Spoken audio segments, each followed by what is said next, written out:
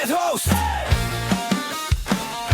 the pro, and the hack. One's got charts and a game plan. One's got coffee on their shirt. One's quoting data, one's guessing. Somehow it still kind of works. With hosts, the pro and the hack, breaking it down, then laughing it back. One's got the play, one runs off track. You'll learn a thing or two and love the way they clash with the pro and the hack. Well, hello, everybody, and welcome back to the Pro and the Hack. Hello. Hey, that sounds good. Welcome back to the Pro and the Hack. As a broadcaster, I love alliteration, and that's a fabulous alliteration. My name is the coach, Rich Gilgallen, here alongside my dear brother, David Mulso, the teaching professional at Mission Hills Country Club here in Rancho Mirage, California, the former home of the LPGA's Dinosaur Championship. At one time, a World Cup venue. Yes. Back in the day. Yeah. And it's a thrill to be with you. We're having so much fun doing this podcast, and we're having we're getting some traction. We're getting a little traction. We're starting to get some comments. I love all these comments coming in. We're going to get into that here in just a little bit. Well, the tour, after the Open Championship, the Scottish Open, and then the, I know you're supposed to say the Open Championship, but, to me, it's the British Open, whether the British like it or not. Okay.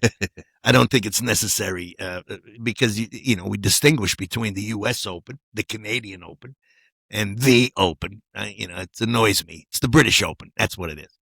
And, you're grinding out, major championships. Yeah. Then you go to Minnesota to the 3M. And guys are going, 28 under, okay, 26 under. Oh, they're ripping it up. And this week we had this amazing, this is an amazing story in the world of golf. It's front page news on the sports page. We had a young man. Do we know how old he is off the top of our 21. head? He's 21. 21 years old. He's 21 years old. And he just made $1.584 million. 1.584 In 3 weeks, Coach. In 3 weeks. So and he missed the cut on one of them. He missed the cut in his first event. Finished tops 10. Tops 10. Tops 10. He was tops 10. Tops Finished the 10. tops 10 in the second. The following week, he does tops the 10 and wins the thing. And then the third week, he wins the thing. Now, this story is an earthquake through the PGA media. Oh, yeah. Golf Channel, Golf Channel is very blowing up over this. Yeah. Young guy, got a great attitude. It's fantastic. I mean, a veteran presence on the golf course. How do you explain that? Is that just a gift from God? I'm a firm believer that it just clicks with people. And the last time you really seen that, you seen it with Scotty Scheffler. Yeah. Prior to that, I'm thinking it's Scotty was Tigers. around a little bit. Before his swing really got grooved. Right, exactly. But not third event. Third event, yeah. Coming right out of Auburn. Now, He's a California kid. And what happens when you win your third event? Well, you're setting up your own schedule for the next 5 years. Yeah, saw a video on him even this morning, yesterday. He's in Detroit, getting ready for the Rocket. Getting ready for the Rocket. Yeah. Well, that says a lot. Because a lot of people would say, you know what, I want to blow off the Rocket, and I'll wait until the season. Well, 21 years old. I mean come on. The energy, go get him. The biggest thing that I'm really hoping for, and I don't know if you folks have watched that with him last week, but watch him this week. I hope his swing lasts. Why would you say that as a teacher? The torque, the lower body positioning, and the torque that he does, how he comes down and through the ball. I mean, my back's split in two just watching it. I hope that lasts. Lots of times you see that, and it doesn't. Now, so we have Koivun who won, and we have the oddest swing maybe in the history of championship golf in Scotty Scheffler. Right. Does this put a little heat on golf teachers? When you see two of these sort of different swings? I mean, somebody had to teach them, right? Right.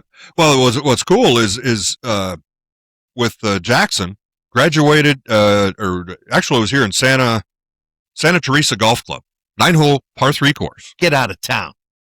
Goes into Cinnabar Hills Country Club or Golf Club, where he developed his game under the tutelage of the assistant pro, Fred Garcia. I know you love to hear that. I love hearing that stuff. Absolutely. Just to hear these teachers, it's not the big guys, the Butch Harmon, the Breed, all of those guys. It's an assistant pro at a club and developed it. That's what's so beautiful about this game. That's exactly but right. You have to be born with something like this. Something is there. Yeah. It clicks. I mean, he's playing against, this was a fairly packed field with major championship winners. Majors. Big time major winners. Yeah, absolutely. Scotty Scheffler, Matsuyama, who I love his swing so much. He's just a class act. I've loved him ever since the Masters when his caddy bowed to the flag. Bowed back to 18. Such a cool when they finished. I'll never forget that. Glad you brought that up. It was a very special moment. I've liked him ever since. Yeah. I mean, look, the Japanese players in baseball and golf, athletes, and just really the people, they have a sort of a devoutness about them. Respect. Respect is very important in that culture. And when he stood at attention, as I recall, and then bowed his hat. Yeah, that was absolutely cool. Don't fabulous moment. Dave, let me give you a lesson about working with me. Okay. Don't get me all yacked up in the first 3 minutes of a broadcast. Because I would like to see more American players do that. Absolutely. It seems, even here this past few years, we're losing that. Look, when we had Dave Stockton on the show, talking about Ryder Cup, the issue with Wyndham Clark at the Open. I mean, the list is just going on and on and on. We need to get back to that. You're absolutely come on, guys. right. Let's show a little respect. This is, and I'm going to tell you exactly when it started because I remember it like it was a minute ago. It was one guy, and if I could name him and call him out publicly, I would. But it was one guy while Ray Floyd was playing in a tournament. As soon as Ray Floyd would hit it, this one guy would yell, "Get in the hole," and he would say it off the tee, which just annoyed me. And all of a sudden, and then Howard Stern, okay, I'm going to call him out too, would compliment guys that would yell "Baba Booey," when a golf professional would hit a ball. Very, it's not the way this sport is supposed to operate. No, this is a sport about respect and dignity, and when you start to lose that, you lose it incrementally, and it's hard to get it back once you do. But and we see occasions all the time, guys slamming clubs into the garbage can, walking off the tee. That's just and then when you see that at that level, you begin to see it at the club level. Oh, yeah. And at the daily. Well, the kids are seeing it. That must be okay to do. Must be okay. It's not okay. It's not okay. But I tell you what, this Jackson, talk about a class act. All the way even down to the interview. I mean, this guy's got a resume already that's just seriously yacked up when the last putt went in. And boy, I'd love to see that. And how about Saturday with a clutch shot? I mean, you think this kid has it going? Par 5. 305-yard laser with a 3-wood. Second shot. And he hits a 12 feet for eagle. How do you hit a 3-wood pro? Okay. 300 yards. You're generating so much club head speed with angle of attack. How that club comes down to create that compression. There's only 100 guys alive that could do that. Maybe. Yeah, maybe. But it was something to see. It's just a treat. And I'm just so excited to see what this kid can do now on tour. Well, this is an interesting game. Yeah. I mean, they're talking about possibility of a President's Cup. The thing about golf is that as an amateur, you can have a day, but these guys have to have a year or 10. Oh, yeah. At that level. I mean, I think you would know better than me. I think only 10% ever break 100. Isn't that? Yeah, to break that 80, 70 shooters is I looked that up one time ago. I want to say it's around 5%. 5% of all golfers and shoot in the 70s. Yeah. I had a couple of years where I kind of lived there in the 70s, and I haven't Now In the year 1970s or 70s? No, I used to shoot. We won't go there, though. I would shoot in the 70s, but it was, Indian Canyons, which is a great course. It's a little shorter than the big boys out here, but and had 3 rounds sub 70. Nice. Yeah. Which thought, okay, I'm gonna. What does my handicap have to be to compete for the senior amateur? That's what I was looking at. Yeah, I want to. Yeah, around a 4, 5. Yeah, 5. Right at the in there. time I was a 5 handicap, but it just. But I tell you what, it's a whole different ball game. You might be able to shoot that score at the club. Indian Now put yourself into a tournament scenario. Well, look, the great thing about this game is that, and I've said this, I'll never be able to throw a pass 60 yards on a dime like Sonny Jurgensen, or hit a home run like Shohei, or throw a 95-mile-an-hour fastball. But every now and then, Dave, I can hit a 7-iron or a 6-iron just as good as Tiger Woods or Nicklaus. Oh, yeah. It might be twice a year. And it just keeps bringing you back. It does. Every time I try to get out, they drag me back in. And that's what we live for. That's why I've always fought. And I fought against Ely Callaway, wanting to have different clubs for pros and different clubs for amateurs, to have a higher COR, which is a coefficient of restitution in the club face. And they wanted to give amateurs a break on that, but not allow it on tour. And I fought that. No, the reason why we love this game. Now, granted, the touring players, their clubs are heated and bent, right? Well, yeah, it depends on all scenarios. I mean, you've seen the big old semis there. It says Titleist or Strixon or whatever it may be. They're getting new grips on. They're getting them tweaked. We got wind conditions. Every week, their clubs are perfect. Oh, absolutely, to whatever their spec. Now, I have some tailor-made clubs that are graphite. And whatever you do, Dave, don't grab it and try to take it out of my bag, because you get a sliver. This is in your hand. It's time for new shafts. It is. The graphite is chipped away.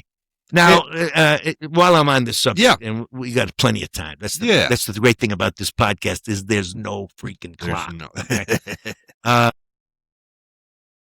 The new clubs that are metal, they're not necessarily steel.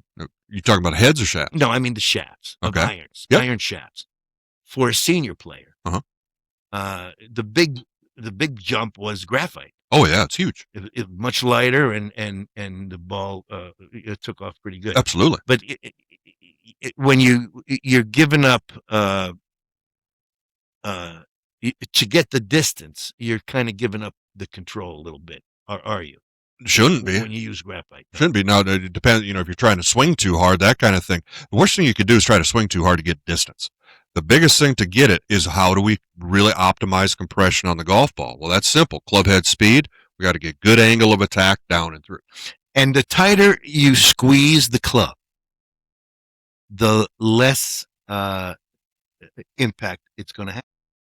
Well, if you take it like we're doing right there, just take your normal grip and squeeze. What happened? Where are you feeling it? You're feeling it going up the forearms. It's going up here. Exactly. It's one of the worst things you can do. Relax. If you watch some of these guys out there, Fred Couples, and I saw some video like BJ and Phil Mickelson, all those guys, their trail hand is literally almost off the club as they're swinging through. Soft hands. There's key pressure points within the grip you want to watch for. But soft hands. Don't choke that club. Do not choke the club. It's supposed to be, you're supposed to be holding a bird. You want to hold it so it can't fly away, but you don't want to strangle the poor bird. I'll give you a little trick. Yeah. One little key thing. And all of you folks can squeeze and release. Give it a try. You can squeeze and release just to feel the relaxation before you take your swing. But when you start your downswing, feel pressure in your lead hand pinky. For a right-handed player, that's your left hand. That's where you want to be holding. Feel it right here and pull, like you're going to take the butt of the club to the ball. Is it too simple to say you push back and pull through. But you want to be careful with the, because everybody interprets it differently. That's why I'm asking you. So if you push back, sometimes it can be real easy to start to slide or sway, that kind of. You want rotation. You would remember spine angle. It's all about angles. Very counterintuitive, all that kind of stuff. But getting a good rotation, that's a big factor on it too. And watch these guys like this Jackson, 21 years old. 21 years old. Do a 360 on rotation. And My it doesn't goodness bother him. gracious. But those are some big key things. Try that grip pressure, folks. Let me know how you think. Give me a few comments there. So on what happens with it. here's the list of the dough, which is always. Oh yeah. So Koivun, I mean, he's 21. He won 1.5 million. Yeah. And so his caddy got 150,000. Yeah. Of that, right? Depends on if it's a major or not. 10%. That's on a major. He'll probably get a neighborhood of about 7%. Okay. On a normal. And then poor Scotty Scheffler. I don't know how he's going to make it. How is he going to make it to the next tournament? He only won 959,200. Matsuyama, lefty Brian Harmon, Denny McCarthy, and Chandler Phillips. A lot of guys coming up. It's fantastic. They won 429.5. Now, I've explained this on my radio program many times. People aren't aware. So this was a 1, 2, 3, 4-way tie for third place. And people aren't aware. So somebody called me once and said, well, the 4 guys have to split third place money? I said, no, it's third, fourth, it's all calculated. Sixth. All that money goes into one pot. And equally distributed. That's right. So it's not, you don't have to worry about that. And great to see Gary Woodland up there too. Gary Woodland. I love his swing. He's just had a simple swing. Struggle with depression. Not unusual. That's right. He's very open about it. Yep. Major surgery. He came out of all of that stuff. Won the U.S. Open. Congrats to him. And how about Michael Kim? Well, I was going just hang in there for the week. After that, 58 or 9? What 59. Was 59. Missed the 8-footer for 58. Isn't that something? And he kind of struggled a little bit after that, but I've had the opportunity on several occasions to interview Al Geiberger, who is one of the nicest human beings you could ever meet, and he shot 59, first guy ever to do so, at the Danny Thomas. Oh yeah, and he used one ball, a Ben Hogan ball. And don't think Hogan didn't want to talk to him about it. I'll bet. And and he I asked him. He said, "You have to be touched by God to do it." It's a number that is it's phenomenal. I mean, the lowest I've ever shot was 62. Yeah, that's pretty good shoot there. And it was 7 under on the back. And you think about that, that's you're still 3-4 shots. You had a charge coming. Yeah, 3 under on the front, 7 under on back. Mercy. And you think about that 59, and when we had Sander on here, he was talking about Hogan in the zone, and it was just the same thing. Well, Geiberger was in the zone that day. Oh boy, it's a unbelievable feeling. He still is Mr. 59, and of course Annika had a 59 in Phoenix the week before. Duval shot it right in front of my eyes. Right. I was with him at PGA West walking around, and I on the air one day I said he hit a 5-iron into 18, and there's a plaque there. And I got a caller that said, "It wasn't a 5-iron. It was," I go, I was watching it. It was a 5-iron. There's a plaque right there that says 5-iron. And that fabulous Palmer course at PGA West. Yeah. And then made the putt, and I could still see that his shirt tail was out of his pants. I mean, which, I thought, come on, Dave, you got to tuck it in. A little tuck. But it doesn't happen very often, but it happened this week. It happened. Michael Kim. The putting was just absolutely lights out. And this was up in Minnesota. Blaine, Minnesota at TPC. At the TPC. And you can see, when they shoot scores, 24, 25 under. It's almost, it gets pent up, like, okay, you're playing the U.S. Open, then, then you're playing the British Open, the wind is howling. Now you're You're in Minnesota on this carpet of gorgeous grass. Oh God, it looked good. Beautiful. That Benton bluegrass. Yeah. Oh, that's Beautiful. lovely. Tree lined. Yeah. You know, I heard it was hot and humid. fairly wide fairways. Beautiful golf course. And a beautiful golf course. And so now what will Koivun do? That's the question. Yeah. Is this going to be the next Scotty Scheffler or the next Tiger Woods? Oh, You never know. I mean, you're only 3 weeks into it. He wins one. I'm not placing any bets just yet. No, it's a long way to go. It's a long way to go yet. You know how many guys? I wonder how many guys have won one tournament on tour. Why do we always wind up with more questions than answers? I know it. On this show, they just come into my curiosity. I got another question for you real quick. In fact, we're going to give the answers here up in just a little bit. Who compiled an outstanding 17-8-3 Ryder Cup record across 6 appearances, helping the United States win the Ryder Cup 5 times? Well, the Ryder Cup is, it's an amazing event, and I hope we can get back to sportsmanship.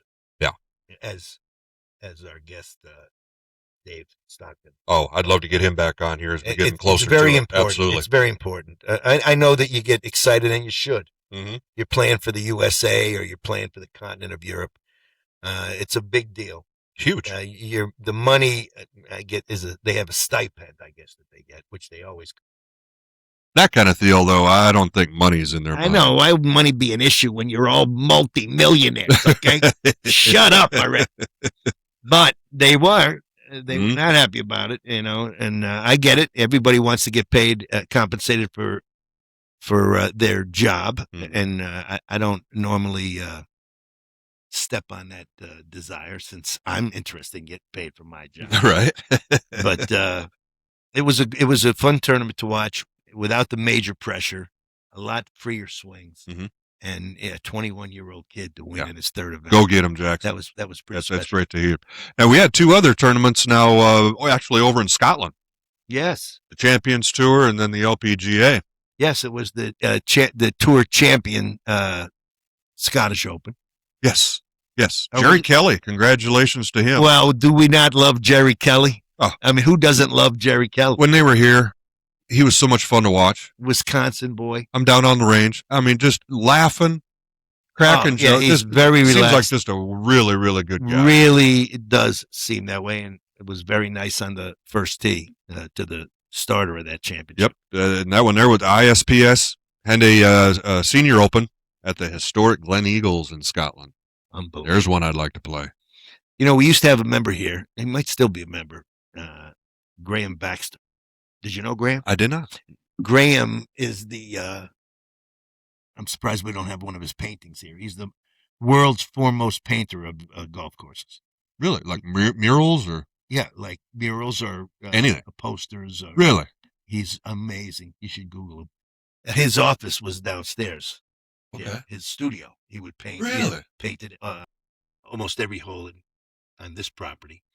But, paints for Jack Nicklaus. Oh, wow. Painted for Arnold Palmer. Mm-hmm. He is an amazing artist and a dear friend. And, and he's from Scotland. So he's tight as a tick. But,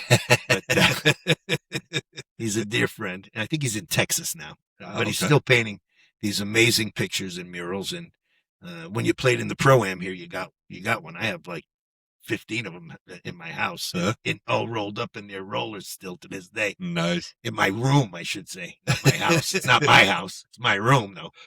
So. Hey, guess what? We got another winner on tour with Strixon. Another Strixon winner. Is that Koivun? No, it's a Ladies Scottish Open. Oh. Congratulations to Jenny Shin. Jenny Shin golfed her ball. She golfed it up. I mean, just started to dominate. And even the top players, Nelly Korda, tied for 16th. Charlie Hall down to tied for 44th. Different game, though. A whole different game. Although you would expect Charlie to play well since that's her neck of the woods. I tell you what, there were some pretty high scores there. There were several 80s. Yeah. Well, the wind was up. Conditions were tough. And the bunkers were brutal. That talk about testing. Look, it's no joke over there, okay? It's a game the British Open, Scottish Open, those coastal golf courses. Mhm. It could depend on your the time you tee off. Mhm. What do they call that? You have different afternoon time or a morning time. The morning time could be perfect, and the afternoon could be a disaster. Could be a whole different Your ball draw. game. Absolutely. The draw is what they call it. Yes. Oh yeah. Depending on your draw, not your shot draw, but your number draw. Pick it out of the hat. And sometimes, you get the worst of both days. Usually, Sure. The reason why they switch it up, if you start in the morning on Thursday, you start in the afternoon on Friday, or vice versa. They switch it up just in case, But sometimes the draw doesn't, the weather doesn't cooperate with the draw, and you get the worst of both days. Uh-huh. And that's why you wind up at coming in 15th or 16th or 21st. Exactly. So sometimes, and that's why, just like when they play at Torrey Pines, there's 2 courses there. Mhm. You've played them both. Mm-mm. No, I have not. Okay. So I played them both. The North course is a great course, but it's 13 strokes easier than that monster On the south. On the south. And so you hardly, I don't even bother looking at the leaderboard until Saturday, because the leader on Thursday is always, a great course. Don't get me wrong, but the South at Torrey Pines is the Open course, the U.S. Open course, and so you have to be careful when you're looking at all this. But now Koivun, he's going to play in all the majors. He'll play in every big event. He'll probably. I don't think he got all that many points for the. Oh, he's right on the line. Ranked 73. He's on the list. Okay. To make it to the championship. Assuming that he holds on, other guys 70, right? Top 70. 70. Yeah, it's more than that. He's right on the line. I think at 73. Okay. We'll have to double check that. But we'll watch it. We'll be excited to watch it. Hey, the guy just finishes out on top 10s. He got all choked up. He'll be there. He got choked up, and how could you not? And I give him some grace for that. Normally, my position on yakking on the 18th green, if you win, not to diminish the importance of the waste management, but when somebody wins that, or generally if it's an experienced pro that wins the 3M, they shake hands, they go off, they get, But when you win the Masters, you fall down on your knees and you sob. I'd be bawling my eyes out. When you win the U.S. Open on Father's Day every year, they'd have to get squeegees out. I can't. I get choked up because I know what goes into winning. What goes, when you win a major championship, the U.S. Open, the Masters, PGA, because a lot of these guys, like Justin Thomas, grew up with a PGA pro as a father. A lot of these guys do.